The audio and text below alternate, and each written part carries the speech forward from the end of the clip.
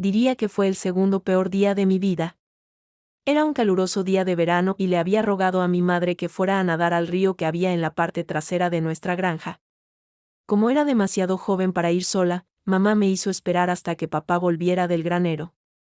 Había estado entrenando a los nuevos trabajadores de la granja durante el último mes, así que no le habíamos visto mucho. Venía a cenar, que mi madre siempre ponía cuidadosamente en la mesa a las 6 de la tarde en punto. Veíamos juntos la televisión durante una hora más o menos y luego me mandaba a la cama, ya fuera para leer o para dormir. Pero ese día era diferente. Papá había terminado el entrenamiento y estábamos listos para pasar un rato en familia. Había conseguido que mi madre accediera a pedir pizza para cenar, lo que nos dejaba mucho tiempo para bajar al río. Le esperamos fuera. En cuanto papá se acercó a la puerta, me adentré en el bosque, bajando por el sendero hacia el agua. Oí que mi madre me gritaba que fuera más despacio, miré por encima del hombro y me reí para mis adentros mientras veía a mis padres persiguiéndome con una sonrisa en la cara. En ese momento me sentí libre, y creo que ellos también. Corrí como el viento, sin apenas sentir los golpes de mis pies sobre la tierra compactada y sorteando con pericia las rocas y las raíces que había debajo. No dejé de correr hasta que sentí el escozor del río helado en los dedos de los pies.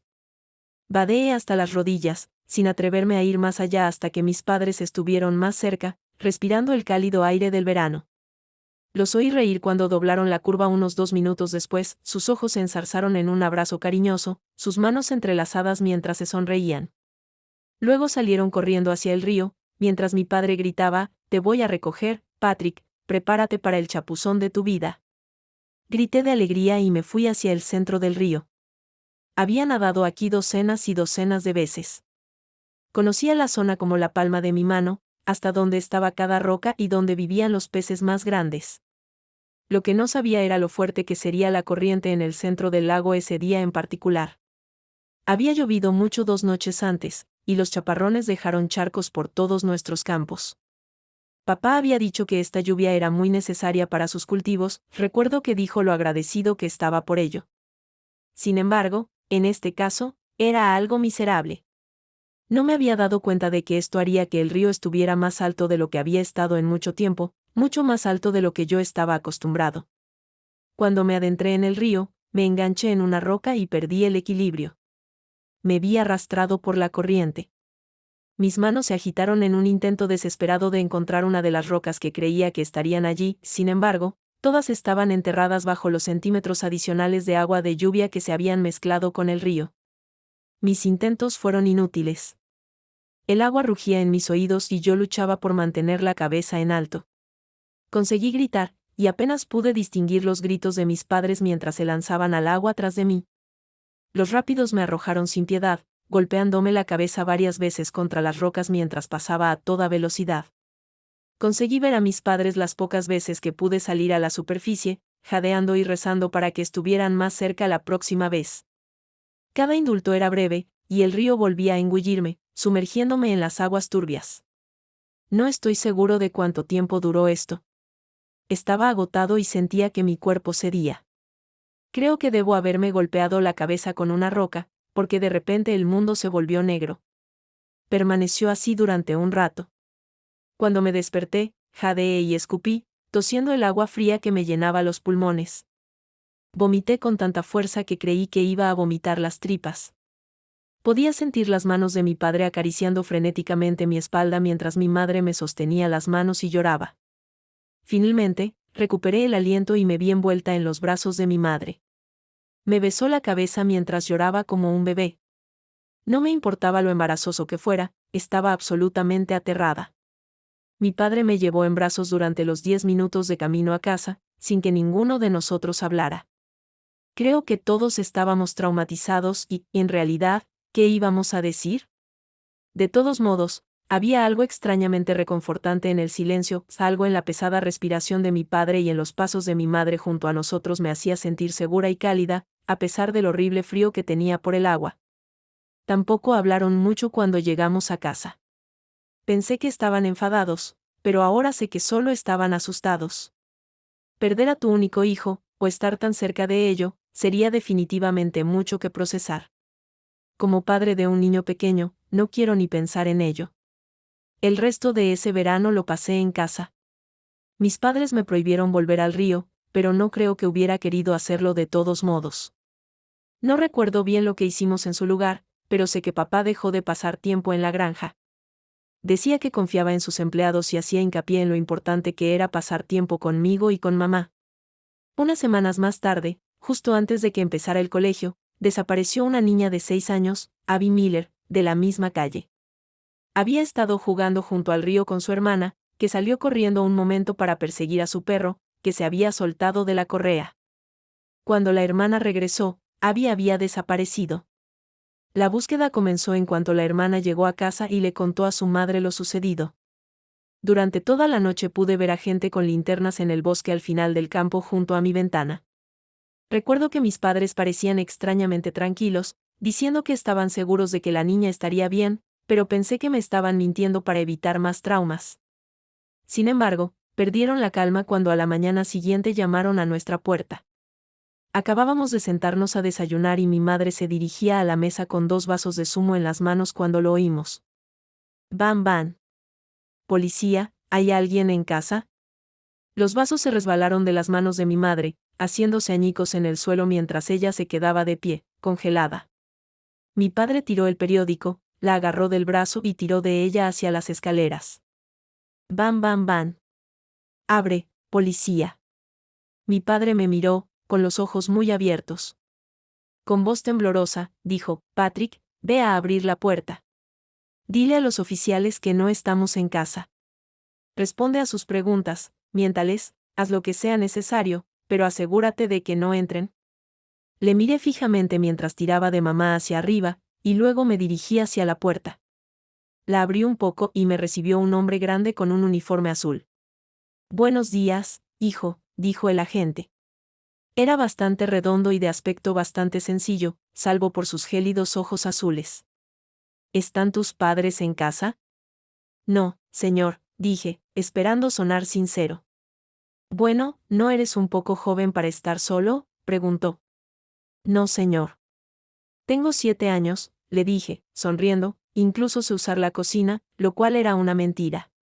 «Bueno, diles cuando lleguen a casa que estuvimos aquí», continuó, agachándose a mi nivel. «Estoy seguro de que has oído que la pequeña Abby Miller ha desaparecido. Solo queríamos saber si alguien del vecindario la ha visto, ¿lo ha hecho?». Sacudí la cabeza. «No, señor, no la he visto. Pero sé que llamaré al 911 si la veo, eso es lo que se hace para las emergencias». Al oír esto, sonrió. «Así es, muchacho, buen trabajo. Pero por favor, no uses la estufa cuando tus padres no están en casa. No es seguro». Asentí con la cabeza, y él giró sobre sus talones y se fue. Cerré la puerta con llave antes de subir corriendo a la habitación de mis padres. Abrí la puerta de golpe, pero la habitación estaba vacía. Se habían ido. «¿Dónde están los padres?», gritó mi mente mientras crecía mi pánico. No los vi por ninguna parte en el piso de arriba, y bajé corriendo a la planta principal para ver si tal vez los había perdido. No estaban allí. Cogí el teléfono para llamar al 911. Sin duda, se trataba de una emergencia. Sin embargo, antes de pulsar el último 1, me detuve. Mis padres no querían hablar con la policía, así que llamarlos podría ser una mala idea. Volví a colgar el teléfono y me senté en la mesa de la cocina durante horas, deseando que entraran por la puerta. No podía hacer nada más que mirar al frente, esperando, mientras las lágrimas caían inconscientemente por mi cara. Sobre las 6 de la tarde, llamaron a la puerta. Estaban en casa.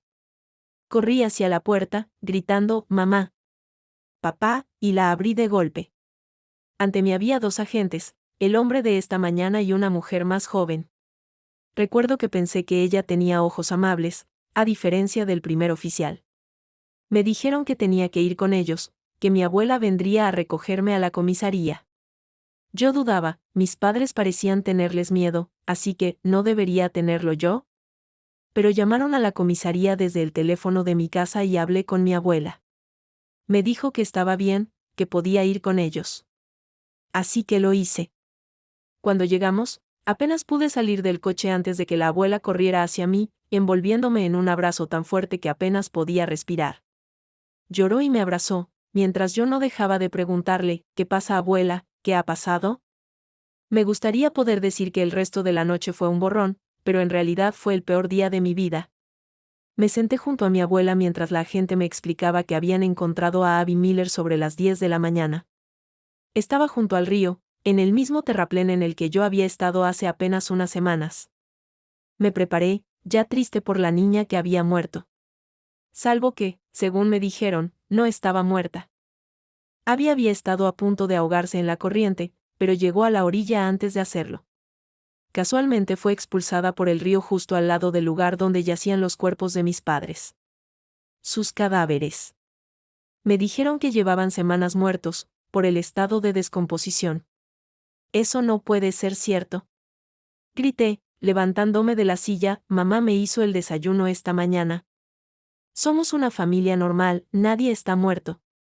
Mi abuela me agarró del brazo, sujetándolo con suavidad pero con firmeza, y tiró de mí entre sus brazos mientras yo sollozaba. Pasé años en terapia. Finalmente, acepté lo que todo el mundo a mi alrededor me había dicho que ocurría: mis padres estaban muertos, y lo estaban desde hacía más tiempo del que yo creía. Estuve viviendo sola durante todo el mes de agosto. Me dijeron que era un delirio como consecuencia de mi trauma, y que imaginaba que mis padres estaban conmigo como una especie de mecanismo de afrontamiento tras su muerte. Todo tenía sentido sobre el papel, nadie había tenido noticias de ellos durante las semanas previas al descubrimiento de sus cuerpos, y era razonable suponer que se habían ahogado mientras intentaban salvarme. Excepto que hay un detalle que no puedo dejar pasar. Hablé con Abby unos años después del incidente, nos metieron en muchas de las mismas sesiones de terapia de grupo, y nos hicimos amigos durante un tiempo antes de que se mudara. Abby me dijo que fueron mis padres los que la salvaron. Estaba segura de que iba a morir al ser golpeada contra las rocas en la violenta corriente. Pero entonces sintió una mano en su brazo. Levantó la vista y vio a mi madre, que empezó a tirar de ella hacia la orilla. Luego se le unió mi padre, que le agarró la otra mano mientras arrastraban a Abby hacia el terraplén de arena. Dice que mi madre le cogió la mano y mi padre le dio unas palmaditas en la espalda mientras ella tosía todo el agua que había inhalado. Estuvieron con ella toda la noche y hasta el día siguiente, justo hasta unos minutos antes de que la encontraran, justo cuando yo corría por mi casa buscándolos. Justo cuando habían desaparecido. He aprendido a decir a la gente que creo que mi recuerdo era, de hecho, una respuesta traumática, que mis padres habían muerto y que yo había imaginado que estaban conmigo ese mes. Así es más fácil. Pero, en mi corazón, sé que esa no es toda la verdad. Estuvieron conmigo ese verano, ya sea su alma, su espíritu o lo que sea, protegiéndome de los horrores de ese día de principios de agosto. Con el tiempo, pasaron a ayudar a Abby, a acudir en su ayuda cuando los necesitaba más que yo. Sigo visitando el río de vez en cuando. Hace poco, llevé a mi hijo de 4 años al terraplén por primera vez. Dejé que me acompañara mientras llevaba flores al lugar donde encontraron a mis padres, el mismo sitio que visito todos los años el 7 de agosto. Mientras estaba sentada en una roca mirando al río, recordando cómo sacrificaron sus vidas por la mía, oí que mi hijo empezaba a reírse. Miré y, por un segundo, juré que vi a mi madre sentada a su lado poniendo una cara divertida, y a mi padre detrás de ellos, observando con una sonrisa. Parpadeé y ya no estaban. En el coche, de camino a casa, mi hijo dijo: «Papá, gracias por llevarme a ver a los abuelos. Son divertidos y tan simpáticos». Sentí que mi corazón se aceleraba. Quería decirle que no los había visto, pero sería una mentira. Sé que siguen ahí, vigilando el río. Quizá algún día le cuente a mi hijo lo que pasó, pero por ahora prefiero no hacerlo. En lugar de eso, le miré por el espejo retrovisor y le dije: «Ah, sí, amigo. Cuéntame todo lo que hiciste con ellos».